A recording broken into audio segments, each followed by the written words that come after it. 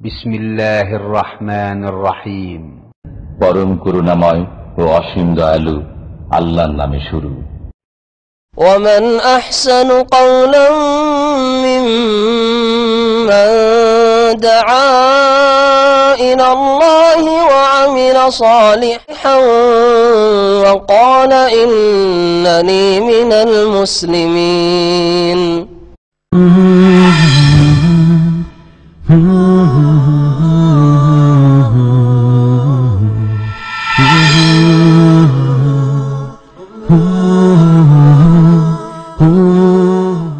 আসসালামু আলাইকুম ওয়া রাহমাতুল্লাহি ওয়া বারাকাতুহু। আলহামদুলিল্লাহিল্লাযী হাদানা লিল ইসলাম ওয়া মা কুন্না লিনাহতাদিয়া লাউলা আন হাদানা। والصلاة والسلام على النبي الأمي محمد بن عبد الله صلى الله عليه وسلم وعلى آله وصحبه ومن تبعهم بإحسان إلى يوم الدين أما بعد.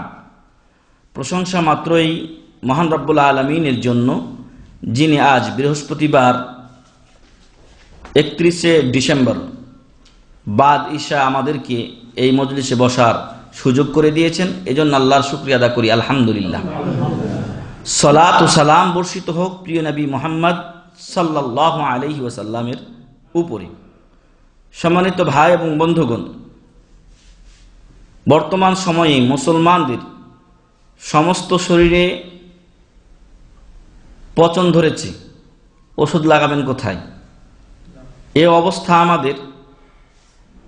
যদি ব্যারাম একটা হয় তাহলে না হয় আপনি ওষুধ দিয়ে সারাতে পারেন, দুইটা হয় সারাতে পারেন, কিন্তু যখন একটা লোকের সমস্ত শরীরে অসুখ হয়ে যায় তখন আমার মনে হয় ডাক্তারেরা ওকে শেষ চিকিৎসা দিয়ে দেয়।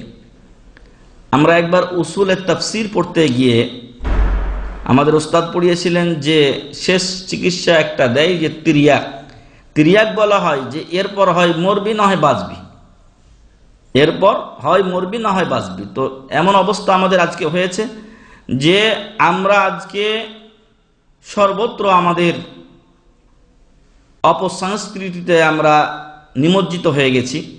সেখান থেকে কিছু লোক বেঁচে থাকতে চাইলেও যেন তাদের সামনে এসে অপসংস্কৃতি স্থান করে নিচ্ছে, বাঁচতে চাইলেও হয়তো বা অনেক সময় বাঁচা দুরূহ হয়ে যাচ্ছে। অসম্ভব বলবো না, এমনই একটা বিষয় আজকে আমরা বললাম যে আজকে 31শে ডিসেম্বর,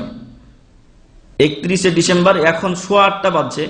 হয়তো এখন আমাদের দেশে শুরু হয়ে গেছে, কারণ 8:15 মানে আপনার 11:15, তো এখন থেকে শুরু হয়ে গেছে আমাদের দেশে এক অপসংস্কৃতি এবং জঘন্যতম ইসলাম বিদ্বেষী কাজ, যা বিবেকহীন কাজ ও মনুষ্যত্বহীন কাজ, যেখানে মানুষের জন্য কোনো উপকার নেই, আছে শুধু অপকার আর অপকার।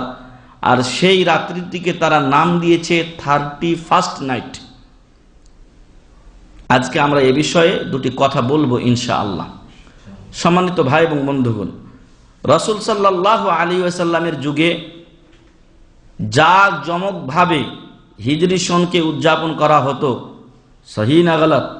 নববর্ষ উদযাপন করা হতো, পালন করা হতো, যেমন ভাবে নামধারী মুসলিমরা আজকে 31st নাইট উদযাপনের মাধ্যমে ইংরেজি নববর্ষকে বরণ করে নিচ্ছে, ওই রকম ভাবে রাসূল সাল্লাল্লাহু আলাইহি ওয়াসাল্লাম হিজরি সনের নববর্ষ পালন করতেন।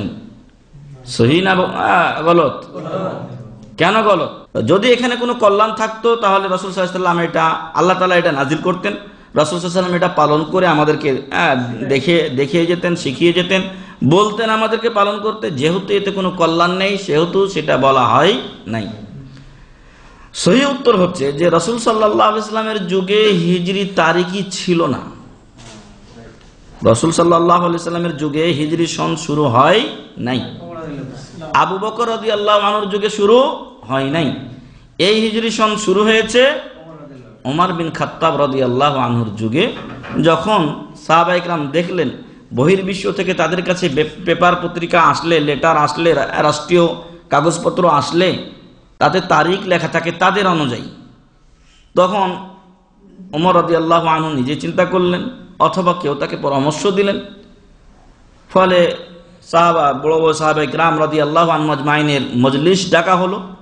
তারপরে সিদ্ধান্ত নেওয়া হলো যে আমরা একটা কি করব, এক নাম্বার সিদ্ধান্ত যে আমরা একটা তারিখ নির্ধারণ করব, একটা সন আমরা নির্ধারণ করব।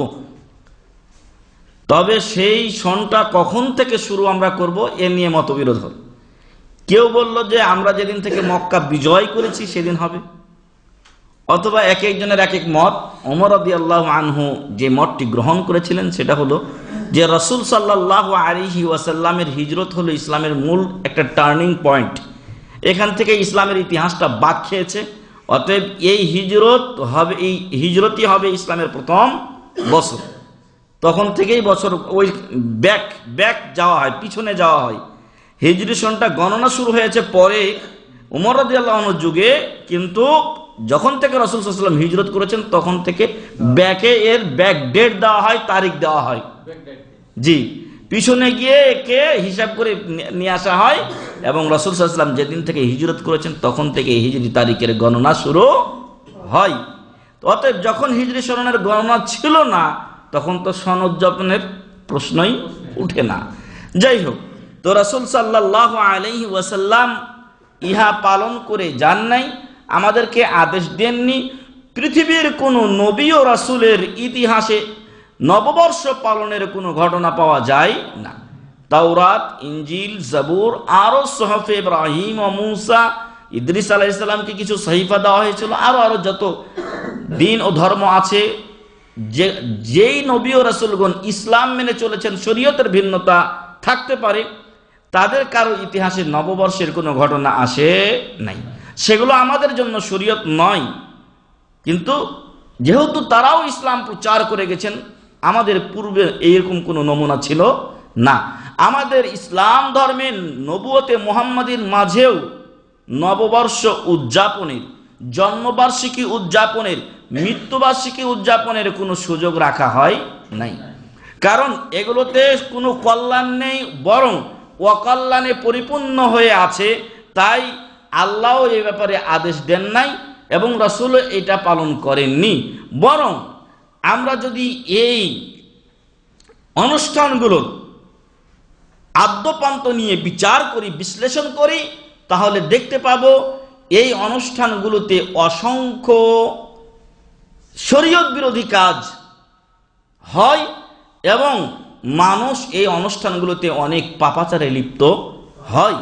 আজকে আমরা বলবো যে যদি কোনো ব্যক্তি 31st নাইট পালন করে তাহলে সে কি কি অপরাধ ইসলামের দৃষ্টিতে করে থাকে। এক নম্বরে, এই 31st নাইট ইসলামে কোনো অনুষ্ঠান নয়।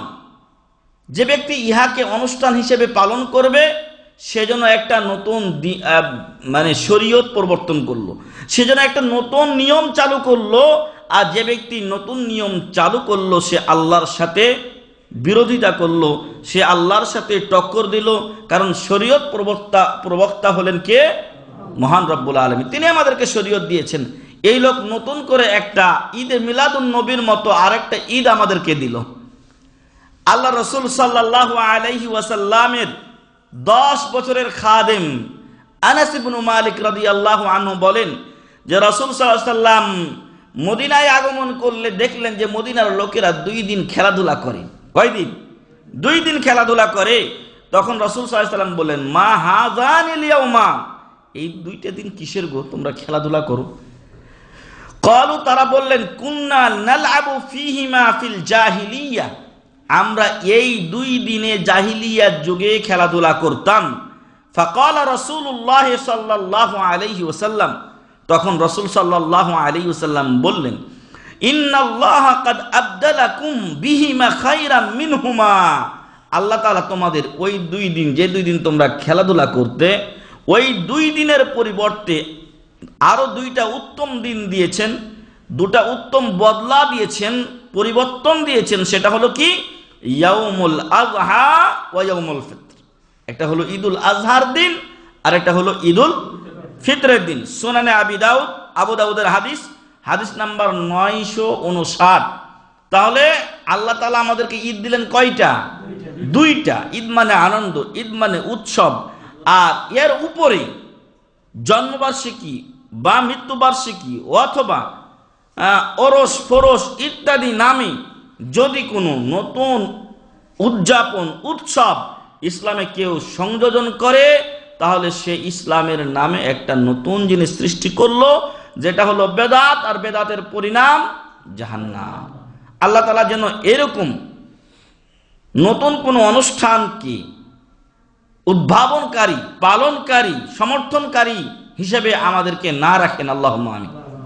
এটা এক নাম্বার, যে সে নতুন একটা নিয়ম প্রবর্তন করলো। দুই নাম্বার হচ্ছে যে এই অনুষ্ঠানগুলোতে টাকা পয়সা খরচ হয় কি? এই অনুষ্ঠানগুলোতে অসংখ্য টাকা পয়সার অপচয় হয়। অপচয় সেটাই যেই টাকা পয়সা বিনা ফায়দাতে খরচ হয়ে যায়। যদি আপনার জীবনে কোনো ফায়দা বয়ে নিয়ে আসে, আপনি একটা পোশাক কিনলেন, আপনি হয়তো ক্ষুধা লেগেছে, আপনি খাবার খেলেন, অথবা 10 টাকা কাউকে দান করলেন, অথবা সামাজিক কোনো কাজ করলেন, এগুলো আপনার জীবনে উপকার বয়ে নিয়ে আসে, সমাজের জীবনে উপকার বয়ে নিয়ে আসে। কিন্তু এই রাত্রে মহা ধুমধাম সহকারে খ্রিস্টানদের অনুকরণ ও অনুসরণে যেই টাকা পয়সা অপচয় হয়, ইহা ইসলাম সম্পূর্ণ হারাম করেছে। মহান রব্বুল আলামিন বলেন, ইয়া বানি আদম, হে আদম সন্তান, খুযু যিনাতাকুম ইনদা কুল্লি মসজিদ, তোমরা যখন মসজিদে যাবে তখন সুন্দর হয়ে যাবে। যখন তোমরা মসজিদে যাবে তখন সুন্দর হয়ে যাবে। ওয়া কুলু ওয়াশরাবু ওয়ালা তুসরিফু, তোমরা খাও এবং পান করো, কিন্তু অপচয় করিও না। তাহলে অপচয়, আল্লাহ তাআলা এই পৃথিবীতে নেককার, পরহেজগার, বদমাশ, শয়তান যারাই আছে এই পৃথিবীর বুকে, তাদের কাছে যে সম্পদ, কার দান? এটা আল্লাহর দান। তিনি আমাদের সবাইকে কম বেশ সম্পদ দিয়েছেন, আর এই সম্পদ আপনি যথেচ্ছা ব্যবহার করবেন, সেটা ইসলাম অনুমতি আপনাকে দেয় নাই। এই জন্য আল্লাহ বলছেন, ওয়াকুলু ওয়াশরাবু, তোমরা খাও আর পান করো, ওয়ালা তুসরিফু, কিন্তু অপচয় করিও না, অযথা নষ্ট করিও না। যেটা আমরা এখানেও অনেক সময় দেখতে পাই, এটা ইসলাম জায়েজ করেনি। মানুষ করতে পারে গুনাহগার, আপনি যতটুকু পরিমাণ খেতে পারবেন ততটুকুই আপনি ক্রয় করুন এবং আপনি এটা খাওয়া শেষ করুন। এমন যেন না হয় যে আপনি নিলে খেতে পারবেন 1 পোয়া, নিলেন আধা কেজি, লাস্টে 1 পোয়া আপনি ফেলে চলে গেলেন। কিয়ামতের দিন আপনাকে সুম্মা লা তুসআলুন্না ইয়াউমা ইযিন আনিন নাঈম, এই নিয়ামত যা আপনি ফেলে দিলেন, এই নিয়ামত সম্পর্কে আপনাকে জিজ্ঞাসিত হতে হবে। আপনার টাকা আছে বলেই আপনি অপচয় করবেন, আপনার টাকা আছে বলে আপনি 31st নাইটে গিয়ে বন্ধু বান্ধব নিয়ে নারী পুরুষ অবাধ মিলেমিশে আপনি অপচয় করবেন, এটা ইসলাম জায়েজ করেনি। ইন্নাহু লা ইউহিব্বুল মুসরিফিন, বরং মহান রব্বুল আলামিন আরো বলছেন যে আল্লাহ অপচয়কারীকে পছন্দ করেন না। অতএব যাকে আল্লাহ পছন্দ করেন না, ওকে আল্লাহ তাআলা জান্নাতুল ফেরদাউস দেবেন নাকি? না, আশা করা যায় না, কল্পনা করা যায় না। যে ব্যক্তিকে আল্লাহ তাআলা ভালোবাসেন না, তাকে আল্লাহ ক্ষমাও করবেন না। কুল ইন কুনতুম তুহিব্বুনাল্লাহা ফাত্তাবিউনি ইউহিব্বুকুমুল্লাহ, তোমরা যদি সত্যিকার আল্লাহকে ভালোবেসে থাকো, তাহলে আল্লাহ রাসূলের আনুগত্য করো, তাহলে আল্লাহ তোমাদেরকে ভালোবাসবেন। ওয়া ইয়াগফির লাকুম যুনুবাকুম, আর আল্লাহ তাআলা তোমাদের গুনাহগুলি ক্ষমা করে দিবেন। তো সম্মানিত ভাই এবং বন্ধুগণ, মহান রব্বুল আলামিন অপচয় থেকে নিষেধ করেছেন। আর এই সকল অনুষ্ঠান যারা করে, অথবা যারা এর পৃষ্ঠপোষকতা করে, অথবা যদি সরকার এর পিছনে কোনো অনুদান দিয়ে থাকে, সবগুলোর জন্য প্রত্যেকজন ব্যক্তিকে আল্লাহর কাছে দণ্ডায়মান হতে হবে এবং তার জন্য জবাবদেহিতা করতে হবে। সূরাতুল আরাফ 31 নম্বর আয়াত, সূরা বানী ইসরাঈলের, যেটাকে আরবিতে বলা হচ্ছে সূরাতুল ইসরা, এই সূরাতুল ইসরার 26 ও 27 নম্বর আয়াতে আল্লাহ তাআলা বলছেন, ওয়া আতিযাল কুরবা হাক্কাহু ওয়াল মিসকিনা ওয়া ইবনাস সাবিল ওয়া লা তুবাজ্জির তাবযীরা, নিকট আত্মীয়কে এবং মিসকিনকে রাস্তার পথিককে তাদের অধিকার দিয়ে দাও, তাদের হক দিয়ে দাও, তাদের প্রাপ্য বুঝিয়ে দাও। আর তুমি অপচয় করিও না, ওয়ালা তুবাজ্জির তাবযীরা, তুমি অপচয় করিও না। ইন্নাল মুবাজ্জিরিনা কানু ইখওয়ানাশ শায়াতিন, নিশ্চয় অপচয়কারীরা শয়তানের ভাই। ওয়া কানা আশ-শাইতানু লিরাব্বিহি কাফুরা, আর শয়তান তার রবকে অস্বীকারী, অকৃতজ্ঞ তার রবে। নাউযুবিল্লাহি মিন যালিক। অতএব যে ব্যক্তি অপচয় করে সে শয়তানের ভাই। সে কি তার রবের প্রতি কৃতজ্ঞ না অকৃতজ্ঞ? অকৃতজ্ঞ। সে তার রবের প্রতি অকৃতজ্ঞ এজন্য যে সে অপচয় করে শয়তানের ভাই হয়েছে। অতএব শয়তানের হুকুম তার উপরও বর্তাবে। এজন্য আমরা প্রত্যেকের উচিত যে আমরা যেন কোনো অপচয় না করি। এই রাত্রে যে অপচয়গুলো হয়, এদের কেউ কোনো একটু বিবেক খাটিয়ে দেখে না যে আমি আজকে যদি 100 টাকা এখানে অপচয় করে দেই, তাহলে ওই টাকাটা একজন গরিবকে দিলে সে উপকৃত হবে। শত শত টাকা এখানে ব্যয় করছে, কিন্তু যখন ফিরে আসবে রিক্সাওয়ালা যদি 5টা টাকা ভাড়া বেশি চাই, তাহলে সে তাকে দেবে না। 10 টাকা ভাড়া তুই 15 টাকা চাস কেন? তো একজন রিক্সাওয়ালার জন্য এদের সামান্যতম সহানুভূতি থাকে না, অথবা সহমর্মিতা থাকে না, অথবা একটু মায়া ও দয়া থাকে না। এ সমস্ত লোকদের মাঝে আপনি কি কল্যাণ আশা করতে পারেন? এ ধরনের লোকদের জন্যই তো আল্লাহ তাআলা বলছেন উলাইকা কাল আনআম, এরা চতুষ্পদ জন্তুর মতো, বালহুম আদাল, বরং তার চাইতে খারাপ। তাহলে দ্বিতীয় নাম্বার ক্ষতি হচ্ছে যে এই সকল অনুষ্ঠানগুলোতে অপচয় করা হয়, আর অপচয়কারীরা শয়তানের দোসরে পরিণত হয়ে যায়। 3 নাম্বার, এ সকল অনুষ্ঠানগুলো জেনা, ব্যভিচার এবং খারাপ কাজ থেকে, ফাহিশা কাজ থেকে খালি বা মুক্ত নয়। যা ইতিপূর্বে আপনারা পেপার পত্রিকাতে দেখেছেন, এরপরও মানুষের লজ্জা হয় না, এরপরও বিশেষ করে নারী জাতির লজ্জা হয় না এই সকল অনুষ্ঠানে তারা আবারও যায়। আসলে এদের মনুষ্যত্ববোধ হারিয়ে গেছে, এদের ইজ্জত মান ইজ্জত বলে কিছু নেই। এরা যেন পশুর মতো জিন্দগি যাপন করতে চায়, এদের যেন উদ্দেশ্য শুধু পেট আর যৌন চাহিদা মিটলেই হয়ে যায়। অথচ ইসলাম এই জেনা ব্যভিচার থেকে সম্পূর্ণ দূরে থাকতে বলেছে। করা তো দূরের কথা, কাছে যেতে নিষেধ করা হয়েছে। মহান রব্বুল আলামিন বলছেন ওয়ালা তাকরাবুজ জিনা, ওয়ালা তাকরাবুজ জিনা ইন্নাহু কানা ফাহিশাতান ওয়া সাআ সাবিলা, তোমরা জিনার কাছেও যেও না, নিশ্চয় ইহা এক খারাপ ও গ্রহিত কাজ ও গ্রহিত রাস্তা। ইহা ফাহিশা, অশ্লীল কাজ ও গ্রহিত রাস্তা। সূরা বনী ইসরাইল 32 নম্বর আয়াত। আল্লাহ বলছেন কাছে যেও না। আর এরা ঘটা করে দল বেঁধে বের হয়ে যাচ্ছে, চলো টিএসসি মোড়ে, চলো ঢাকা বিশ্ববিদ্যালয়ের অমুক জায়গায়, চলো শহীদ মিনারে, চলো অমুক জায়গায়, আমরা আজকে রাত্রি খোশ আমোদে করি, অতিবাহিত করি। নাউযুবিল্লাহি মিন যালিক। ওরা আবার নিজেদেরকে মুসলিম বলে পরিচয় দেয়, এবং এদের বাপ মা যারা আছে, তারা যারা এদেরকে পাঠিয়েছে এইভাবে, ছেলে হোক মেয়ে হোক, যারা এরকম লাগামহীন তাদের বাচ্চাদেরকে ছেড়ে দিয়েছে, কিয়ামতের দিন তারাও আল্লাহর কাছ থেকে রেহাই পাবে না। তাদেরকেও আল্লাহর সামনে দণ্ডায়মান হতে হবে, জবাব দিতে হবে। কারণ রাসূল সাল্লাল্লাহু আলাইহি সাল্লাম বলছেন আলা কুল্লুকুম রাইন ওয়া কুল্লুকুম মাসউলুন আন রাইয়াতি, তোমরা প্রত্যেকেই দায়িত্বশীল, আর তোমাদের প্রত্যেককে তার দায়িত্ব সম্পর্কে জিজ্ঞাসা করা হবে। মহান রব্বুল আলামিন আরো বলছেন যে ইন্নাল্লাযিনা, যারা এখানে যায় তারা চায় যে আমরা আমোদ ফুর্তি করব, এখানে বেহায়াপনা বেলিল্লাপনা যত আমরা বেশি করব তত আমাদের আমোদ ফুর্তি বেশি হবে। আরে ভাই, যেগুলো পেপার পত্রিকা বা মিডিয়াতে আসছে, এগুলো ইচ্ছার বাইরে যেটা হচ্ছে সেটা আসছে, কিন্তু যেগুলো স্বেচ্ছায় অপকর্ম হচ্ছে সেগুলো তো আমাদের মিডিয়ার সামনে আসে না, সেগুলো আমরা খোঁজ খবর পাই না, যা আজকে আমাদের সমাজকে কলুষিত করেছে। এবং প্রত্যেক দিন আপনি দেখবেন কত যে ধর্ষণ, কত যে জেনা ব্যভিচার হচ্ছে, কত যে জুলুম অন্যায় হচ্ছে, সেটার ইয়ত্তা নেই। আল্লাহ তাআলা যেন আমাদেরকে সেই খারাপিগুলো থেকে হেফাজত করেন, আল্লাহুম্মা আমিন। এর পিছনে কিছু লোক আছে যারা চায় যে সমাজটা কি হোক, অপসংস্কৃতিতে ভরে যাক, প্রেম ভালোবাসায় ভরে যাক, আমরাও এর সুযোগ পাব। মানে মুরগির স্বাধীনতা চাই কে? শিয়াল। কারণ যদি মুরগিকে স্বাধীনভাবে ছেড়ে দেওয়া হয় তাহলে ও দু চারটা ও খেতে পারবে, আর যদি ওকে খোপের ভিতরে ঢুকিয়ে রাখা হয় তাহলে শিয়াল মিয়া কিন্তু সহজে মুরগি পাবে না। এজন্য শিয়াল চাই মুরগির স্বাধীনতা। ওই রকম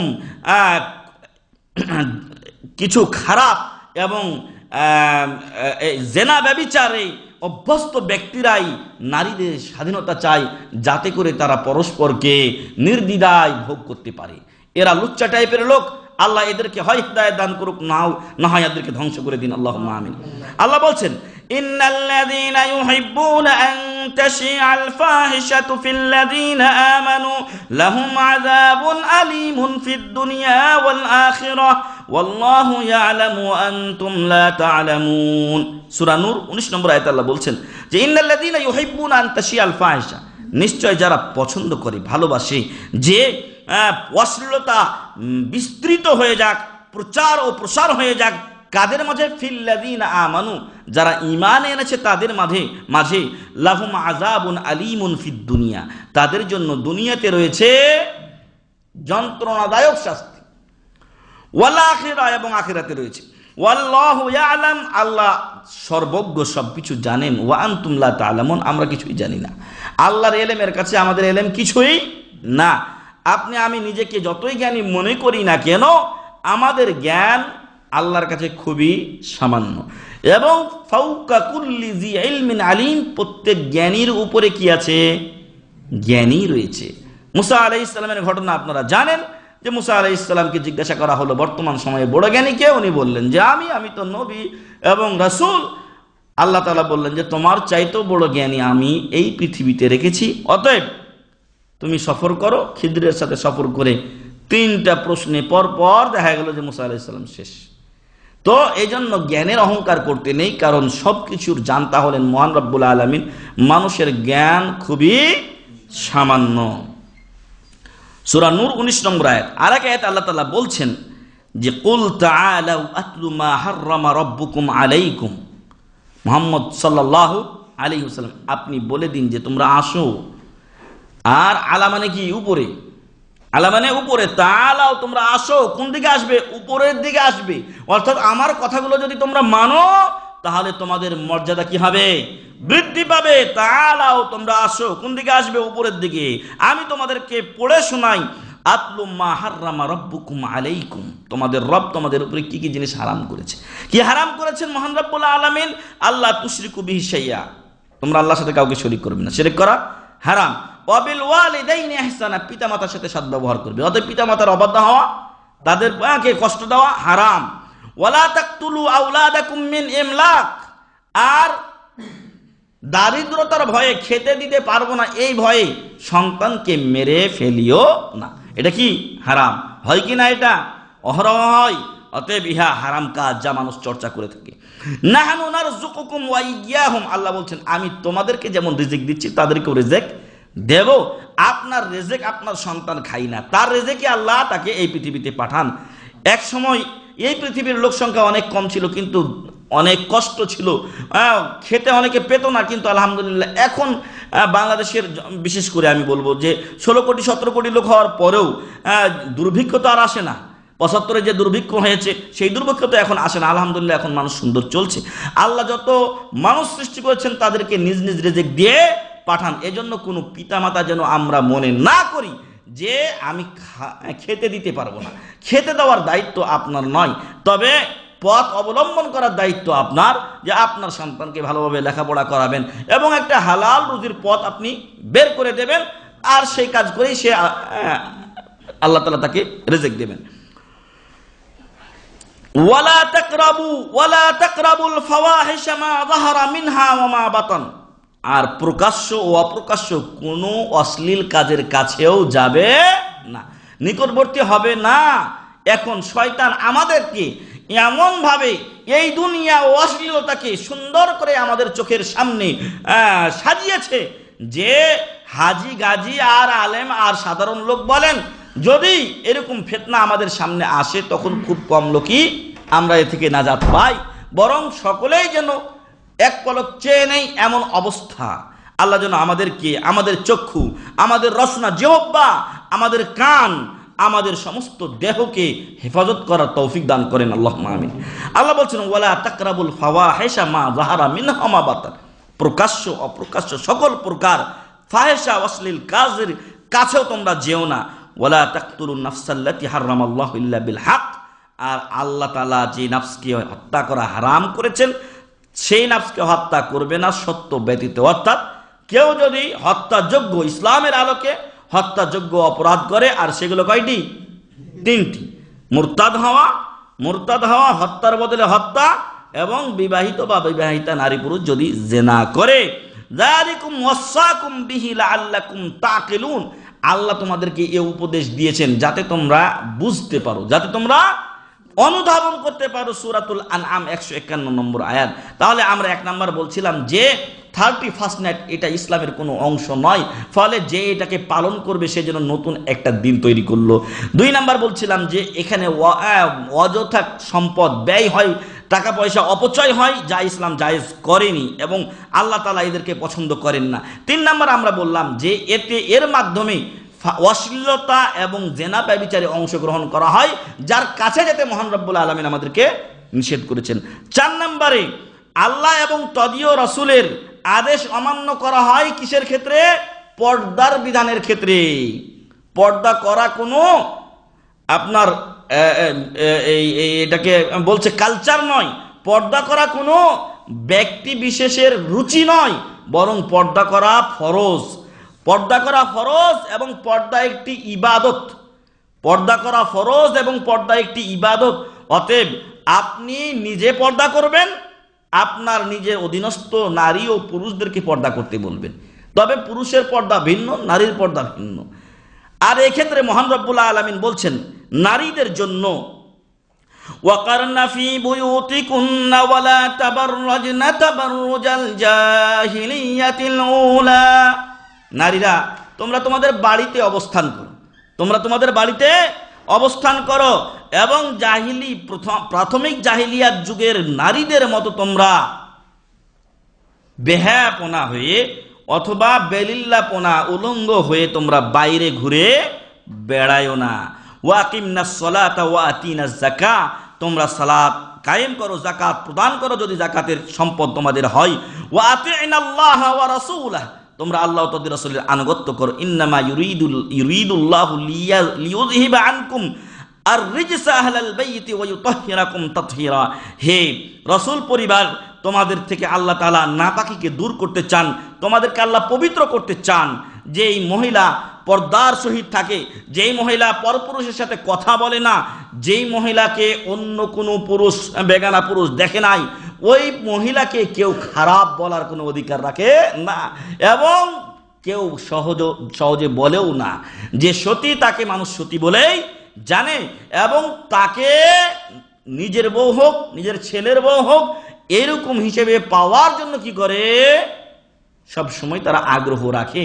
কিন্তু যারা তাদেরকে তাবাররুজাল জাহিলিয়ার মতো করে, জাহিলিয়াতের মতো তারা নিজেদেরকে বাইরে বের করে দিয়েছে, অর্থাৎ নিজের ভিতরে যে সম্পদ ছিল তা মানুষকে ওপেন করে দিয়েছে, তখন ওর প্রতি আর কার আগ্রহ থাকবে? যে জিনিস আপনি দেখেননি তার প্রতি আপনার আগ্রহ বেশি থাকবে, কিন্তু যেটা আপনি দেখে ফেলেছেন ওর তো সব দেখায় হয়ে গেছে, ওর প্রতি কারো কোনো আগ্রহ থাকে না। আপনারা দেখেছেন গ্রামাঞ্চলে সাপুড়েরা সাপ দেখায়, এইবার একটা বড় সাপ দেখাবো, হ্যাঁ এ বেটা থাম, অনেক কিছুই বলে। যতক্ষণ না দেখিয়েছে ততক্ষণ মানুষের আগ্রহ থাকে, যখন দেখা হয়ে যায় 1 সেকেন্ড 2 সেকেন্ডের মধ্যে দেখা যায় যে ও এটা তো দেখছি সাপ। তো এই জন্য নারী আলমারআতু আওরাস, তাকে লুকিয়ে রাখার জিনিস। আপনার কাছে যদি সম্পদ থাকে, আপনার কাছে যদি টাকা পয়সা থাকে, আপনি কি বলবেন মানুষকে যে আমার কাছে 5 লক্ষ রিয়াল আছে? এটা কাউকে আপনি বোকামি করবেন না যে আপনি মানুষকে সংবাদ দেবেন যে আমার কাছে এত টাকা আছে। কারণ ওই লোক যদি জানে তাহলে ওর মাধ্যমে আরো কেউ জানবে। একদিন আপনার কাছে এসে ডাকাত ও গুন্ডারা ছুরি ধরবে, বেটা যা আছে দিয়ে দে। এই জন্য সম্মানিত ভাই এবং বন্ধু, আপনার সম্পদ, আপনার মণিমুক্তা, আপনার স্বর্ণ রৌপ্য যেরকম আপনি গোপনে রাখেন, তার চাইতে মহামূল্যবান সম্পদ হচ্ছে এই সতী নারী। আল্লাহ রাসূল সাল্লাল্লাহু আলাইহি সাল্লাম বলছেন, আদ দুনিয়া মাতা, আদ দুনিয়া কুল্লুহা মাতা, দুনিয়ার সবকিছুই সম্পদ, ওয়া খায়রু মাতাঈদ দুনিয়া আল মারআতুস সালিহা, আর পৃথিবীর শ্রেষ্ঠ সম্পদ হলো সতী নারী, দিনদার পরহেজগার নারী। বিয়ের ক্ষেত্রে রাসূল সাল্লাল্লাহু আলাইহি সাল্লাম বলছেন, ফাজফার বিযাতিদ দ্বীন তারিবাত ইয়াদাক, তুমি দিনদার মহিলা বিয়ে করে সফল কাম হও, তুমি সাকসেস হয়ে যাও, আর যদি না করো তাহলে তোমার দুই হাত মাটির সাথে মিশে যাক। নাউযুবিল্লাহি মিন যালিক। অতএব আমাদের মা ও বোনদেরকে, আমাদের স্ত্রীদেরকে, আমাদের নিকট আত্মীয়দেরকে, নিকট আত্মীয়দের মধ্যে নারীদেরকে বাড়িতে অবস্থান করার জন্য আমাদেরকে পরামর্শ দিতে হবে। যেখানে বল প্রয়োগ সম্ভব বল প্রয়োগ করতে হবে। এর অর্থ এই নয় যে নারী বাইরে যাবে না, এর অর্থ এই নয় যে নারী শিক্ষা অর্জন করবে না। তবে হ্যাঁ, ইসলামের গণ্ডির ভিতরে থেকে সে জীবনের যাবতীয় হালাল ও বৈধ কাজ করতে পারে। ইসলাম তার জন্য মেলা আপনার মাজাল, অর্থাৎ মেলা তার কাজ কর্ম শিক্ষা দীক্ষার ময়দান ওপেন করে রেখেছে। আপনারা এখানে দেখছেন নারীদের শিক্ষা ব্যবস্থা আলাদা, পুরুষের শিক্ষা ব্যবস্থা আলাদা। এরা লেখাপড়া করে নারীদের মাঝে, আবার এদের ভিতরেই শিক্ষিকা নিয়োগ হয়। তো এইভাবে আমাদের সমাজ কিন্তু চলে না। এর অর্থ এই নয় যেটা আমরা বলছি যে নারী তার বাড়িতে অবস্থান করবে, যে বাড়ি থেকে সে বের হবে না। না, বাড়ি থেকে বের হলে সে পর্দা করে বের হবে এবং পরপুরুষ থেকে হেফাজতের জন্য নিজের বডিগার্ড নিয়ে বের হবে, যেটা ইসলাম আবশ্যক করেছে। আর আল্লাহ তাআলা বলছেন, কুল্লিল মুমিনিনা ইয়াগুদ্দু মিন আবসারিহিম, শুধু নারীরা ঘরে থাকবে আর ওরা বাইরে বের হলে আমরা ওদেরকে তাকিয়ে তাকিয়ে দেখব, এমনটি কিন্তু জায়েজ করা হয় নাই, বরং আমাদেরকেও পর্দা করতে বলা হয়েছে। একটু আগে বলছিলাম যে পুরুষেরও পর্দা আছে। একজন নারী আপনার সামনে যখন আসলো তখন আপনি তাকে তাকিয়ে থাকবেন, এটা আপনার জন্য জায়েজ নয়। বরং আল্লাহ বলছেন, ওয়া কুল্লিল মুমিনিনা ইয়াগুদ্দু মিন আবসারিহিম, আপনি মুমিনদেরকে বলে দিন তারা যেন চক্ষু নিচু রাখে। চক্ষু নিচু রাখে এইভাবে হাঁটবেন, সামনে ট্রাকের সাথে আর কিছুর সাথে ধাক্কা লাগবেন না। যখন আপনি কোনো নারী দেখবেন তখন আপনার চক্ষু নত থাকবে বেহায়ার মতো, এবং শয়তানের অনুসরণ করে যেন এমন না হয় যে আমি আমার দুই চোখকে তীরের মতো তাক করে দেবেন কোনো নারীর প্রতি, যাকে দেখা আমার জন্য জায়েজ নয়, তাহলে ইহা হারাম। ওয়ায়াহফাযু ফুরুজাহুম, পুরুষেরা যেন তাদের ইজ্জতকে হেফাজত করে, যালিকা আযকা লাহুম, ইহা তাদের জন্য অধিক পবিত্রতা রক্ষা করে। ইন্নাল্লাহা খাবীরুম বিমা ইয়াসনাউন, নিশ্চয় তারা যা করে সে সম্পর্কে মহান রব্বুল আলামিন সকল খবর রাখেন। সূরাতুন নূর 30 নম্বর আয়াত। আর এক আয়াতে আল্লাহ তাআলা মহিলাদেরকে বলছেন, ওয়া কুল্লিল মুমিনাতি ইয়াগদুদনা মিন আবসারিহিন্না ওয়া ইয়াহফাযনা ফুরুজাহুন, এবং মুমিন নারীদেরকেও আপনি বলে দিন তারাও যেন তাদের চক্ষুকে নত রাখে। ওদের জন্য জায়েজ নয় যে একটা পুরুষকে ভালো লেগেছে তো আমি ওই পুরুষটাকে বারবার তাকিয়ে দেখি, না, এটা তার জন্য জায়েজ নয়। ওয়ায়াহফাযনা ফুরুজাহুন, তারাও যেন তাদের ইজ্জত হেফাজত করে। ওয়ালা ইউবদিনা যিনাতাহুন্না ইল্লা মা যাহারা মিনহা, আর স্বাভাবিকভাবে যেই অঙ্গ প্রত্যঙ্গগুলো বের হয়ে যায় ওগুলো ব্যতীত তারা যেন তাদের জিনতকে মানুষের সামনে জাহির না করে, প্রকাশ না করে। আরও কিছু এর অংশ রয়েছে সূরাতুন নূর 31 নম্বর আয়াত।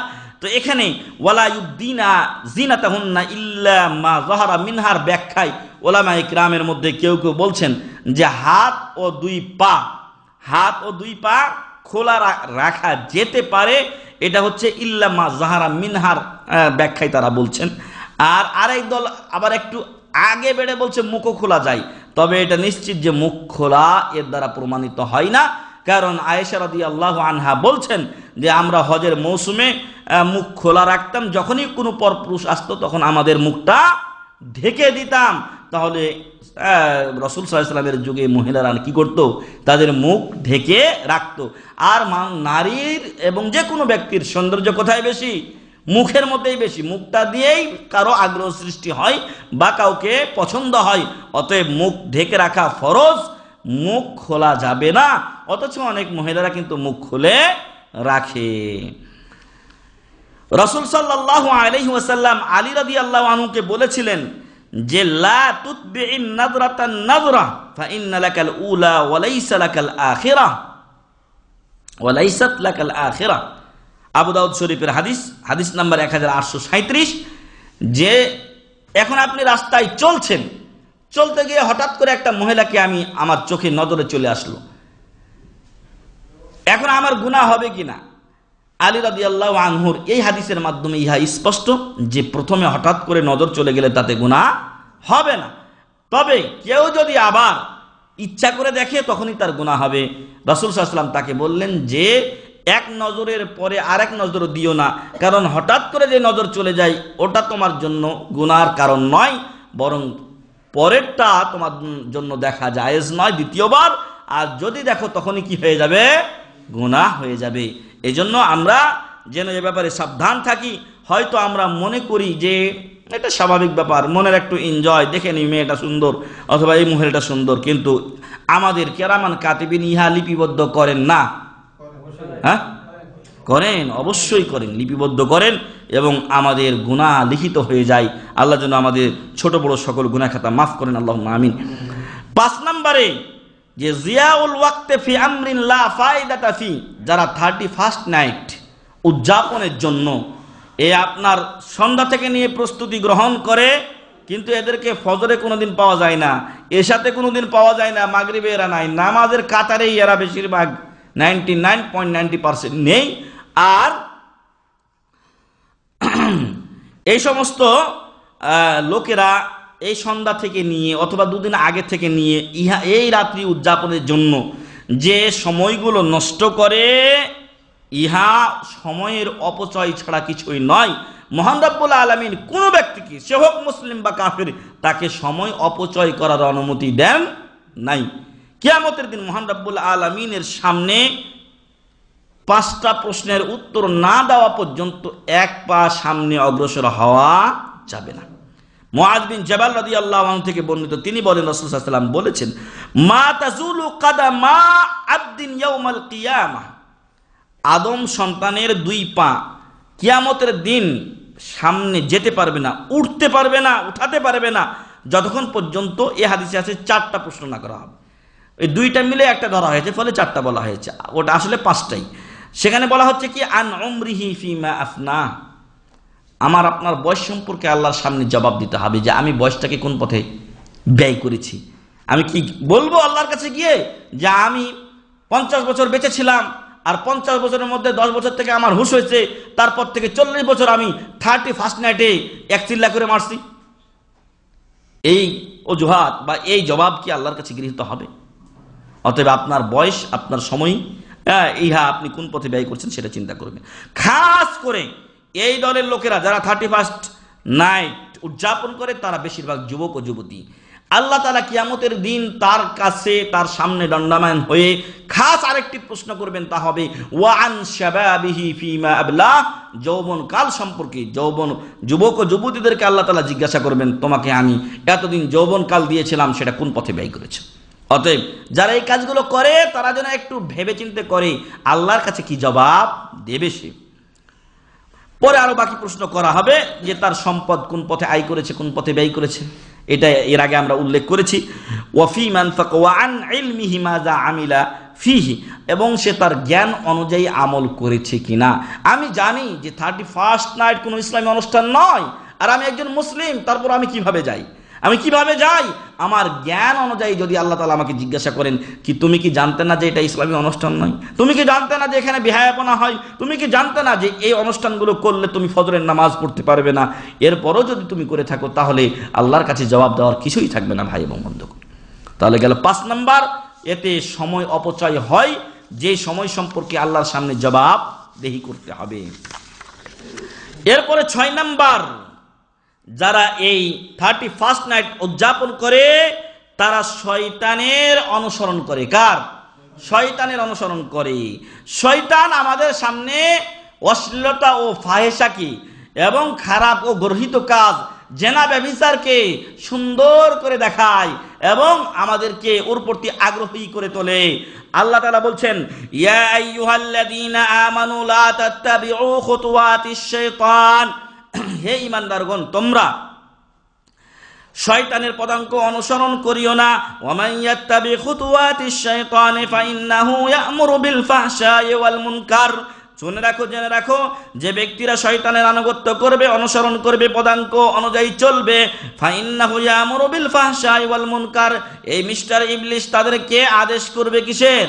বিল ফাহশা, গর্হিত কাজের, অশ্লীল কাজের, ওয়াল মুনকার, খারাপ কাজের তাদেরকে আদেশ করবে। ওয়ালাউলা ফাদলুল্লাহি আলাইকুম ওয়া রাহমাতুহু মা যাকা মিনকুম মিন আহাদিন আবাদা, আর আল্লাহর অনুগ্রহ দয়া যদি তোমাদের উপরে না হতো তাহলে তোমাদের কেউ এই অশ্লীলতা ও বেহায়াপনা থেকে মুক্ত থাকতে পারতো না অথবা রেহাই পেত না। ওয়ালাকিন্নাল্লাহা ইউযাক্কি মান ইয়াশা, তবে মহান রব্বুল আলামিন যাকে ইচ্ছা তাকে পবিত্র করে রাখেন। ওয়াল্লাহু সামিউন আলিম, আল্লাহ সর্বশ্রোতা ও সর্বজান্তা। সূরা নূর 21 নম্বর আয়াত। 7 নম্বর, এই অনুষ্ঠানটা মুসলমানদের অনুষ্ঠান নয়। রাসূল সাল্লাল্লাহু আলাইহি সাল্লামের যুগে এটা ছিল না, সাহাবায়ে কেরামদের যুগে ছিল না, তাবেঈনদের যুগে ছিল না। মুসলমানরা যারা সালফে সালেহিন রাসূল করিম সাল্লাল্লাহু আলাইহি সাল্লাম থেকে শুরু করে নিয়ে তাদের পথের অনুসারীরা আজ পর্যন্ত যারা চলে আসছেন, কেউ ইহা কখনোই পালন করেন নি। অতএব এই অনুষ্ঠানটি এসেছে খ্রিস্টানদের কাছ থেকে, এবং খ্রিস্টানরা যে তারিখ তারা মেনে চলে সেটা হলো মিলাদি তারিখ, অর্থাৎ ঈসা আলাইহিস সালামের জন্ম থেকে তারা যে তারিখটাকে নির্ধারণ করেছে, ইংরেজি যে নববর্ষ, ইংরেজি সাল, সেই সাল হলো খ্রিস্টানদের সাল, এবং এই সালকে তারা এইভাবে বরণ করে নিয়ে থাকে। অতএব যারা ইহাকে খ্রিস্টানদের সাথে নিজেদেরকে একাকার করে মিলিয়ে দিয়ে ওদের সাথে গায়ে গা মিলিয়ে তালে তাল মিলিয়ে ইহাকে পালন করবে, সে যেন ওদের সাথে কি রাখলো? সম্পর্ক রাখলো, ওদের সাথে বন্ধুত্ব রাখলো। আর যে ব্যক্তি যার সাথে বন্ধুত্ব রাখে, কিয়ামতের দিন তার হাসর নাসর কার সাথে হবে? তার সাথেই হবে। নবী মুহাম্মদুর রাসূলুল্লাহ সাল্লাল্লাহু আলাইহি সাল্লামকে একজন লোক এসে বলছেন, মাতাস সাআ, কিয়ামত কখন হবে? ওই লোক তখন রাসূল সাল্লাল্লাহু আলাইহি ওয়াসাল্লাম বলছেন, ওয়া মাযা আ'দাদতা লাহা, কিয়ামতের জন্য তুমি কি তৈরি করেছো, কি প্রস্তুত করেছো যে তুমি কিয়ামত সম্পর্কে জিজ্ঞাসা করতে এসেছো? উনি বললেন যে মা আ'দাদতু লাহা বিকাসিরিন মিন সালাতিন ওয়া সিয়ামিন ওয়া ইবাদাত, আমি কিয়ামতের জন্য মেলা ইবাদত, নামাজ, রোজা, হজ, যাকাত এগুলো প্রস্তুত করতে পারিনি, তবে আমার একটা পুঁজি আছে, আর সেই পুঁজি হলো ওয়ালাকিন্নী উহিব্বুল্লাহ ওয়া রাসূলাহ, আমি আল্লাহ ও তার রাসূলকে ভালোবাসি। আল্লাহু আকবার। রাসূল সাল্লাল্লাহু আলাইহি সাল্লাম বললেন যে আল মারউ মা মান আহাব্বা, যে ব্যক্তি যাকে ভালোবাসে কিয়ামতের দিন সে তার সাথেই থাকবে। সুবহানাল্লাহি ওয়া বিহামদি। এই কথা শুনে আনাস রাদিয়াল্লাহু আনহু নিজে ডিক্লার করলেন যে ওই দিন আমরা যে পরিমাণ খুশি হয়েছিলাম, ইতিপূর্বে আমরা আর কোনোদিন এত খুশি হই নাই। আমিও জানিয়ে দিতে চাই যে আমি ওয়া ইন্নী উহিব্বুল্লাহ ওয়া রাসূলাহু ওয়া উহিব্বু আবু বকর ওয়া উমর ওয়া আলী ওয়া উসমান ওয়া ইল্লাম আ'মাল মিসলা আ'মালিহিম, আমিও আল্লাহ রাসূলকে ভালোবাসি, আল্লাহকে ভালোবাসি, আবু বকর, উমর, উসমান, আলী রাদিয়াল্লাহু আনহুম আজমাইনদেরকে ভালোবাসি, যদিও আমার আমল তাদের মতো নয়, আমি তাদের মতো আমল করতে পারিনি ঠিক, কিন্তু আমি তাদেরকে ভালোবাসি। এই জন্য আমি আনন্দিত যে কিয়ামতের দিন ইনশাআল্লাহ আমি তাদের সাথে থাকবো। অতএব এই পৃথিবীর বুকে কেউ যদি মুসলমানদের সম্পর্ক ত্যাগ করে, মুসলমানদের বন্ধুত্ব ত্যাগ করে, কাফেরদের সাথে গা মেলিয়ে আপনার এই সকল অনুষ্ঠান পালন করে থাকে, তবে কিয়ামতের দিন ওদের সাথেই ওর হাসর নাসর হবে। নাউজুবিল্লাহি মিন যালিক। আল্লাহ বলছেন, ইয়া আইয়ুহাল্লাযীনা আমানু লা তাত্তাখিযুল ইয়াহুদা ওয়ান নাসারা আউলিয়া, হে মুমিনগণ, তোমরা ইহুদি ও খ্রিস্টানদেরকে বন্ধু হিসেবে গ্রহণ করিও না। কিন্তু এখন কি হয়েছে? অনেক মুসলমানের ক্ষেত্রে ইহার বিপরীত হয়ে গেছে। অনেকে বলতে শোনা যায় যে মুসলমানের চাইতে বিধর্মীরাই ভালো। নাউজুবিল্লাহি মিন যালিক। বাযুহুম আউলিয়া বাযুহুম আউলিয়াউ বায, ওরা পরস্পরের বন্ধু। বিধর্মীরা, ইহুদি ও খ্রিস্টানরা তারা পরস্পর বন্ধু। অতএব ফিলিস্তিনে আজকে মুসলিম মরছে, সিরিয়াতে মুসলিম মরছে, আফগানে মুসলিম মরছে, ইরাকে মুসলিম মরছে, আরো বিভিন্ন জায়গাতে বর্মাতে মুসলিম মরছে, ইহুদি ও খ্রিস্টান কোনো কথা বলে না, বলবেও না। কারণ ওরা তলে তলে মিত্র। যতই আপনি সারা বিশ্ব খুঁজে দেখুন না কেন, হয়তো ভাবছেন যে ওর বিরুদ্ধে বলে দিল, ওর বিরুদ্ধে বলে দিল, কিছুই না, ওগুলো আইওয়াস, ওগুলো আপনাকে সামনে চোখে দেখাচ্ছে, কিন্তু তলে তলে সব শয়তানি মাস্তাতো ভাই। আল্লাহ এই জন্যই বলা হয়েছে আল কুফরু মিল্লাতুন ওয়াহিদা, কুফররা হলো এক টিম। যখন মুসলমানদের বিরুদ্ধে লাগবে ওরা তখন এই মতভেদ ভুলে যায়। আল্লাহ যেন ওদেরকে ধ্বংস করেন, আল্লাহুম্মা আমিন। ওয়ামান ইয়াতাওয়াল্লাহুম মিনকুম ফাইন্নাহুম মিনহুম, এখানে হলো চরম পত্র মুসলমানের জন্য। তোমাদের মধ্য থেকে কেউ যদি কাফেরদের সাথে বন্ধুত্ব রাখে, দোস্তি রাখে, তাহলে জেনে রাখবে যে সে তাদেরই অন্তর্ভুক্ত। অনেক সময় অনেক ভাই আমাদেরকে প্রশ্ন করে যে আমরা হিন্দুদের সাথে খেতে পারবো কিনা ইত্যাদি ইত্যাদি। কেন আপনি মুসলমান পেলেন না যে আপনাকে হিন্দুর সাথে খেতে হবে, একটা অমুসলিমের সাথে চলাফেরা করতে হবে? আপনার পবিত্রতা আপনি নিজে রক্ষা করুন।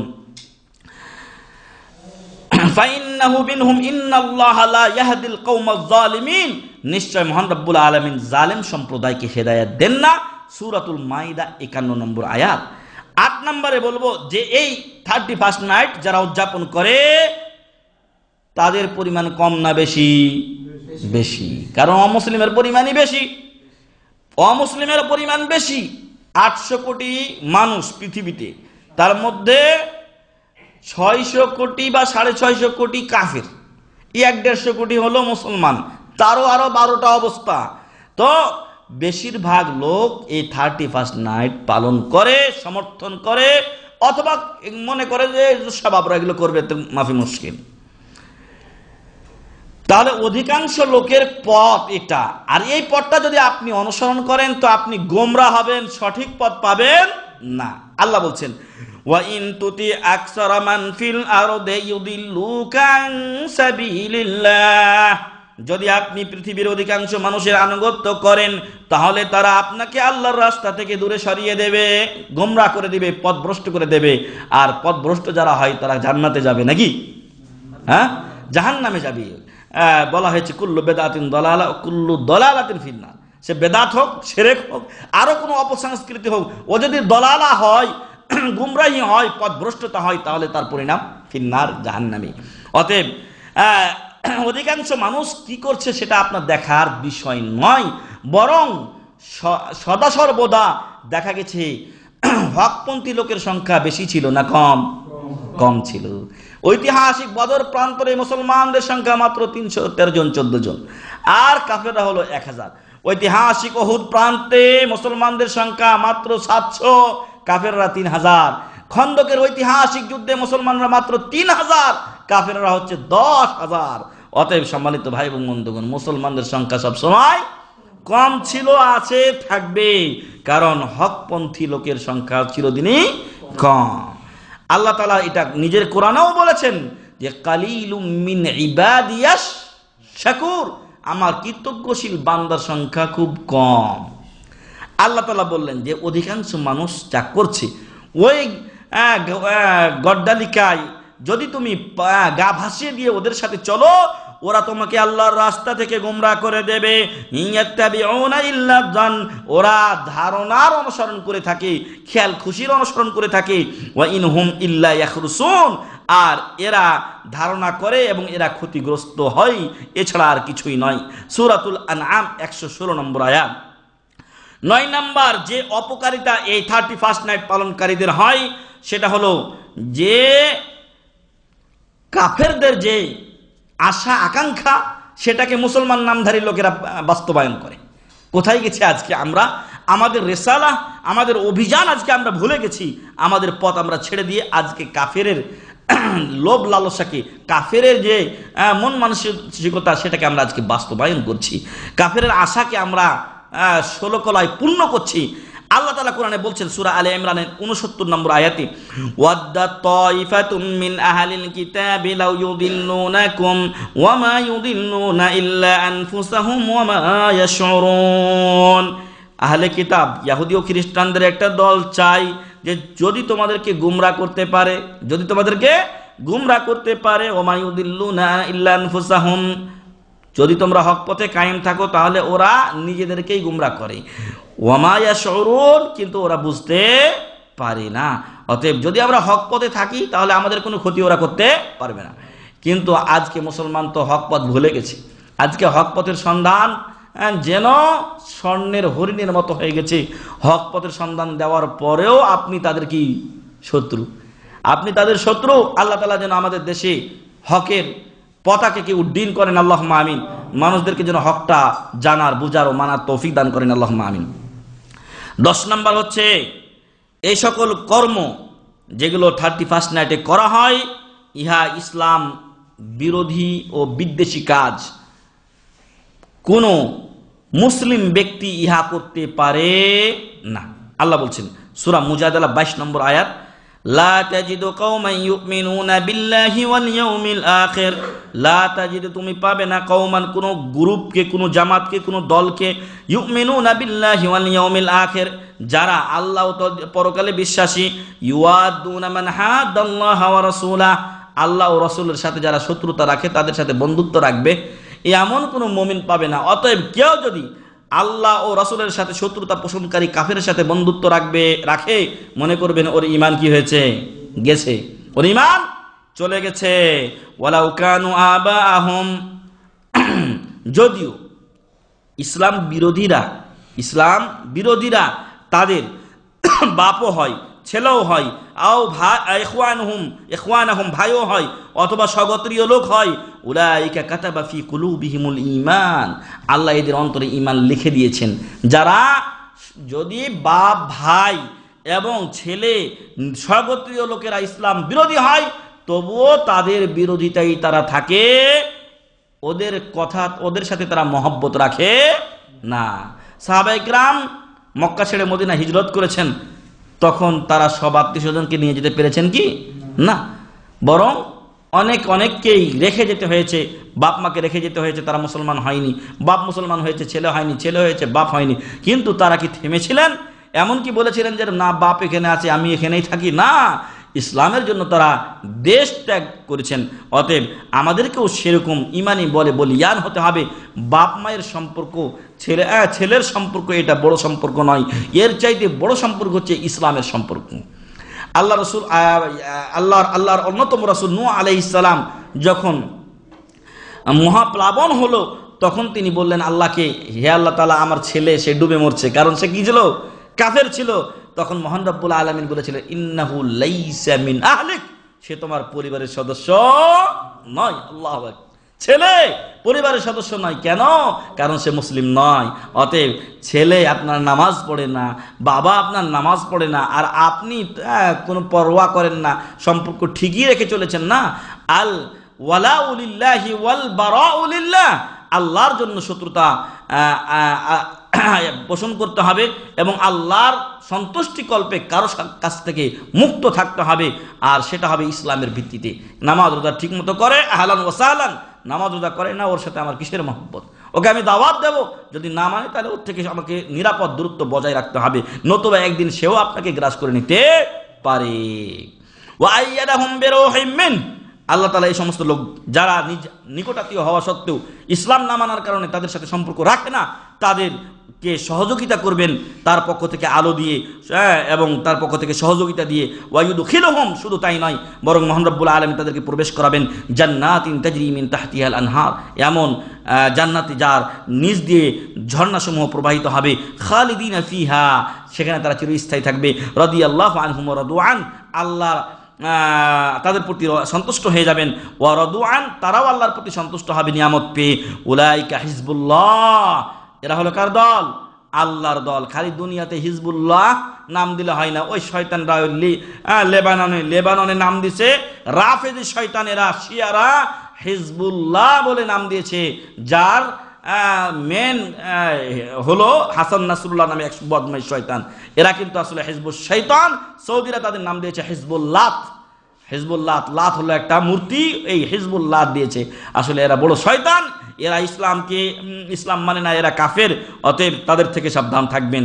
যে কথা বলছিলাম, যে আপনি আল্লাহর দল হতে পারবেন যদি আপনি সঠিক ইসলামের উপরে কায়েম থাকেন। পিতামাতা কে কি বলল সেটা ধার না ধারেন। অনেকে বলে যে স্ত্রী দাড়ি রাখতে নিষেধ করতেছে, স্ত্রী কি আপনার আল্লাহ না রব যে তার কথা আপনি মেনে চলবেন? এক্ষেত্রে আপনাকে আল্লাহ ও তার রাসূলের কথাই মানতে হবে। উলাইকা হিজবুল্লাহ, আলা ইন্না হিজবাল্লাহি হুমুল মুফলিহুন, সাবধান, সতর্ক হয়ে যাও যে নাজাত প্রাপ্ত, সফলতা প্রাপ্ত দলটা হলো আল্লাহর দল, যারা দ্বীন ইসলামের উপরে কায়েম থাকবে। সূরা মুজাদালা 22 নম্বর আয়াত। 11 নম্বর ক্ষতি হলো ইত্তিবাউ সুনানিল ইয়াহুদি ওয়ান নাসারা, যে ব্যক্তি 31st নাইট উদযাপন করে সে ইহুদি ও খ্রিস্টানদের পথ অনুসরণ করে। কাদের? ইহুদি ও খ্রিস্টানদের পথ অনুসরণ করে। রাসূল সাল্লাল্লাহু আলাইহি সাল্লাম বলেন, আগে আমি বলেছি যে এই যে 31st নাইট ইংরেজি নববর্ষ, এটা আমাদের নয়, এটা না বাঙালির না মুসলমানের, কারো নয়, এটা হলো ইংরেজদের, ইহুদিদের, খ্রিস্টানদের, অথচ সেটাকে আমরা পালন করি। আরে আমাদের মাতৃভাষা দিবস পালন করছি, তাও 21শে ফেব্রুয়ারি। ইশাদা আমাকে মাঝে মাঝে আফসোস লাগে যে মাতৃভাষা দিবস পালন করা হচ্ছে। আচ্ছা, ওটা অপসংস্কৃতি বেদাত যাই হোক, কিন্তু আসল ডেটটা বাংলা হোক তো আগে। 21শে ফেব্রুয়ারি কেন আমরা পালন করব? ও তো মাতৃভাষা, বাংলা ভাষা দিবসে 21শে ফেব্রুয়ারি কেন আসবে? ওই দিনের যে বাংলা তারিখ ছিল সেটা তো পালিত হতে পারে। সম্মানিত ভাই এবং বন্ধুগণ, হুচুকে বাঙালি যেদিকে দেখে যে মানুষ দৌড়াচ্ছে, গিয়ে মরতে হলে ওইদিকে গিয়ে পড়ে মরবে, খালি ওইদিকে ছুটে আসলে কি ঘটনা সেই দিকে খেয়াল করে দেখে না। আর এই ইহুদি ও খ্রিস্টানরা তাদের বিভিন্ন চক্রান্তে আমাদেরকে ফেলে একটার পর একটা আমাদেরকে দিন থেকে বের করার ব্যবস্থা করছে। আজকে মুসলিম কত পার্সেন্ট দিনের মধ্যে আছে তার হিসাব পাওয়া বড় দুষ্কর। রাসূল সাল্লাল্লাহু আলাইহি ওয়াসাল্লাম বলছেন, লা তাত্তাবিউন্না সুনানা মান কানা ক্বাবলাকুম বা'আন, তোমরা তোমাদের পূর্ববর্তী লোকদের নীতিকে অনুসরণ করবে। বা বলা হয় এখান থেকে এই পর্যন্ত, এইখান থেকে এইভাবে, ওরা যদি এতটুক যায় তোমরাও এতটুক যাবে। ও জারান বেজারাইন, আর ওরা যদি 1 হাত যায় তোমরাও 1 হাত যাবে। ও শিবরান বেশিবরিন, ওরা যদি অর্ধ হাত যায় তাহলে ওই অর্ধ হাত তোমরাও যাবে। ওদেরকে পদে পদে তোমরা অনুসরণ করবে।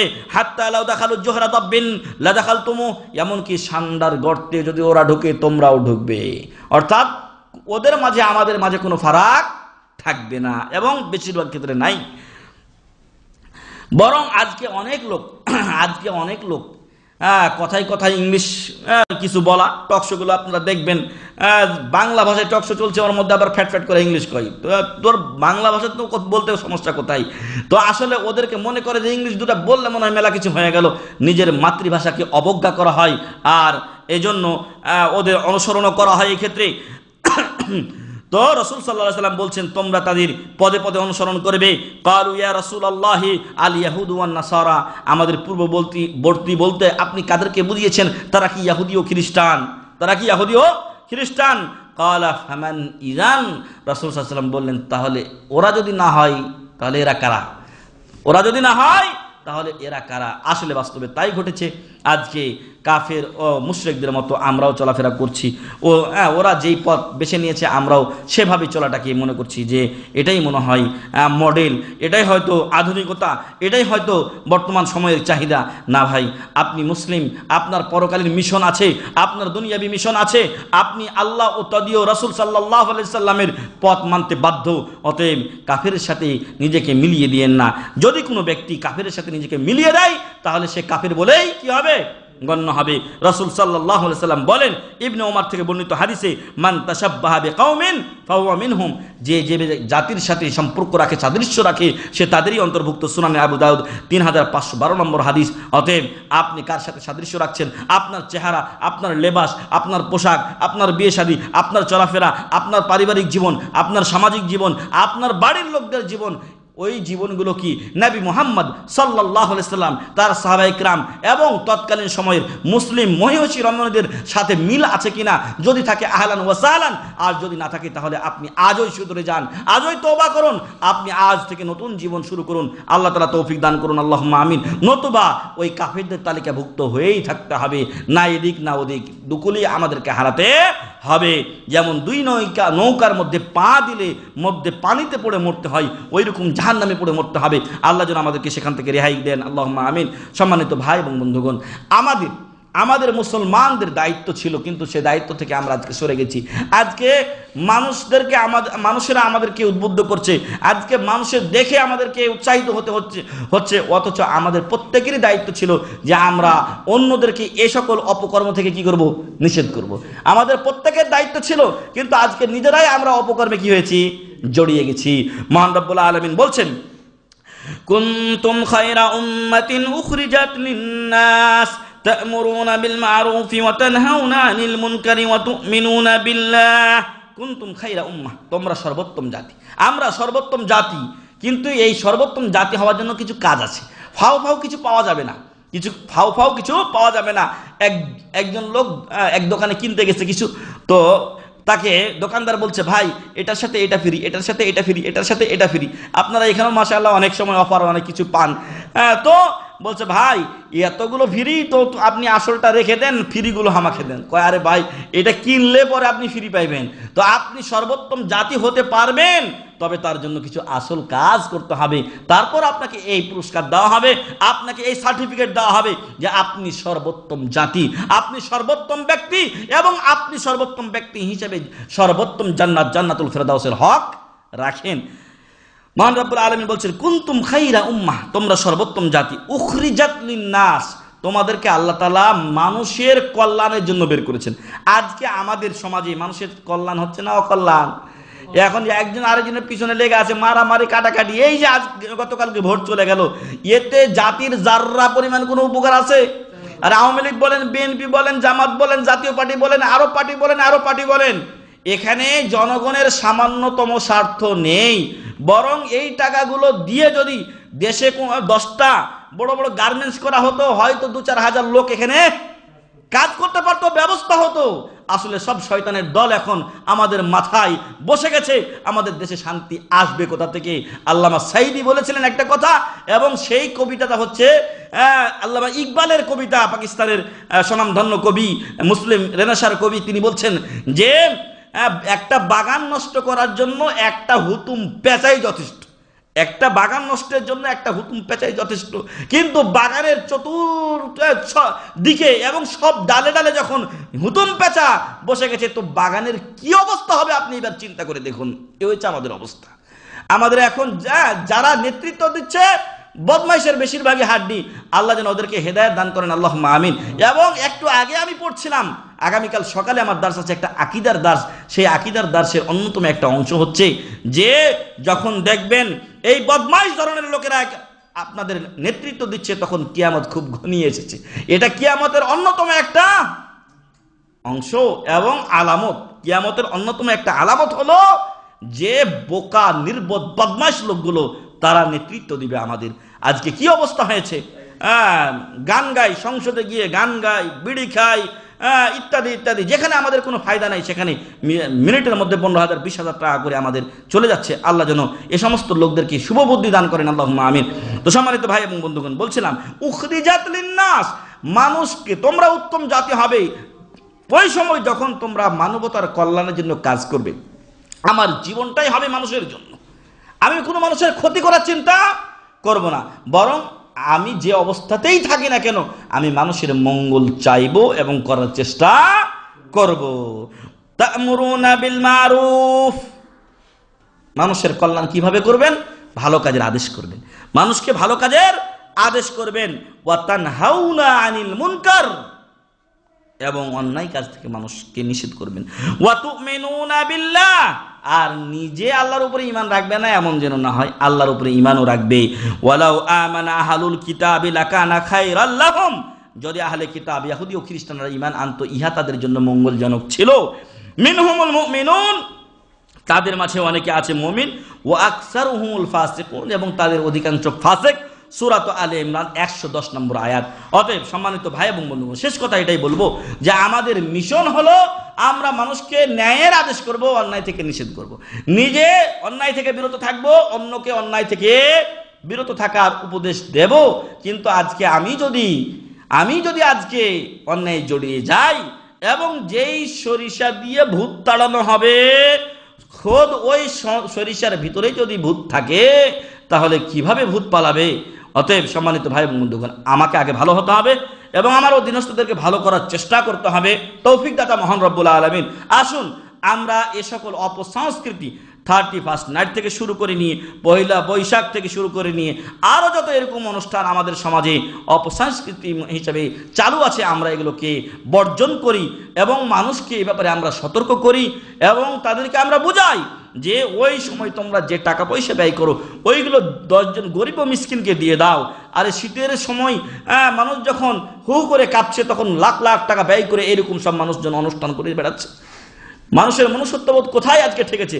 আজকে একজন, ওই আপনারা দেখেছেন ফেসবুকে, যে সিরিয়ার একজন আইয়ান নামে যে ছেলের জন্য কত তোলপাড় হয়েছে, আপনার বাড়ির আশেপাশে হাজারো শত শত আইয়ান পড়ে আছে, না খেয়ে আছে, অর্ধ অনাহারে আছে, অর্ধহারে আছে, একটা শীতের পোশাক পাই না, আপনি সেদিকে দেখেন না। আপনার মোবাইলে কত আপনি ইন্টারনেট ব্যবহার করছেন, ও থেকে একটু কমিয়ে দিয়ে যদি আপনার সময়টাকে আপনি সেভ করতেন এবং একটা গরিবকে আপনি দেখতেন তো কত উপকার হতো। অতএব সম্মানিত ভাই এবং বন্ধুগণ, অন্যের দিকে না তাকিয়ে আমি আমার নিজেরটাকে আগে ঠিক করি। আল্লাহ তাআলা বলছেন, কু আনফুসাকুম ইয়া আইয়ুহাল্লাযীনা আমানু কু আনফুসাকুম ওয়া আহলিকুম নারা।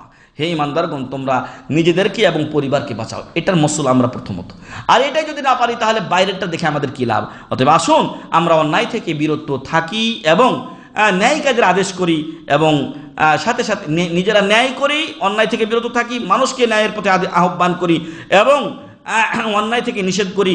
আর হয়ে যায় আমরা নবী ও রাসূলদের পথের পথিক, আর সেই পুরস্কার গ্রহণ করি যা মহান রব্বুল আলামিন বলছেন সূরাতুল ফুসসিলাতের 33 নম্বর আয়াতে, ওয়ামান আহসানু কাওলাম মিম্মান দাআ ইলাল্লাহি ওয়া আমিলা সালিহা ওয়া ক্বালা ইন্নানি মিনাল মুসলিমিন।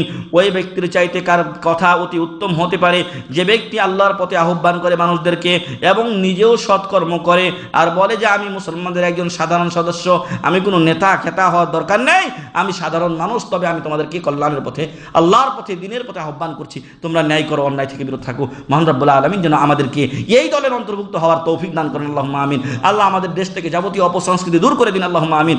আল্লাহ আমাদের দেশের লোকদের অন্তর ইসলামের জন্য খুলে দিন, আল্লাহুম্মা আমিন। আল্লাহ তাআলা আমাদের দেশ থেকে অশান্তি দূর করে দিন, আল্লাহুম্মা আমিন। যত ধান্দাবাজ আছে আমাদের সমাজে, যারা জাতির রক্তকে চুষে খেতে চায়, অর্থনীতিকে পঙ্গু করে দিতে চায় এবং করে দিচ্ছে, আল্লাহ যেন ওদেরকে আমাদের দেশ থেকে বিদায় করে দেন, আল্লাহুম্মা আমিন। আল্লাহ যেন আমাদের এমন নেতা দান করেন যারা মানবতার কল্যাণে, ইসলামের কল্যাণে কাজ করবে, আল্লাহুম্মা আমিন। ওয়া আখিরু দাওয়ানা আলহামদুলিল্লাহি রাব্বিল আলামিন। সুবহানাকা আল্লাহুম্মা ওয়া বিহামদিকা আশহাদু আল্লা ইলাহা ইল্লা আনতা আস্তাগফিরুকা ওয়া আতুবু ইলাইক। আসসালামু আলাইকুম ওয়া রাহমাতুল্লাহি ওয়া বারাকাতুহু। ফজরের নামাজকে সূর্য ওঠার পরে নিয়ে যাওয়া জায়েজ নাই, ইল্লা যদি কেউ এমন ঘুমে থাকে যে ও জাগনাই পায়নি অথবা বেহুশ হয়ে থাকে, সেটা আলাদা বিষয়, অথবা ভুলে গেছে, মনে করছে আমি নামাজ পড়ছি কিন্তু আসলে পড়ে নেই, তাহলে যখনই স্মরণ হবে তখনই পড়বে, অথবা ঘুমন্ত ব্যক্তি যখনই উঠবে তখনই সে নামাজ পড়ে নেবে। কিন্তু সুস্থ লোকের জন্য জায়েজ না যে সূর্য উঠে যাবে আর সে ফজরের নামাজ পড়বে না, এটা জায়েজই না। আর যদি এরকম হয় যে নামাজ শেষ হয়ে গেছে, আমি একা পড়ে গেছি, তাহলে আপনি একামত দিয়েই নামাজ পড়বেন, নামাজ একই থাকবে, কোনো সমস্যা নাই, শুধু কি আপনি একাই পড়লেন এই। কিন্তু সূর্য ওঠার পরে বা টাইম চলে যাওয়ার পরে ফরজ নামাজকে বিলম্ব করা জায়েজ নয়। যে কোনো ওয়াক্তের নামাজ সময় থেকে বাইরে নিয়ে যাওয়া জায়েজ নয়।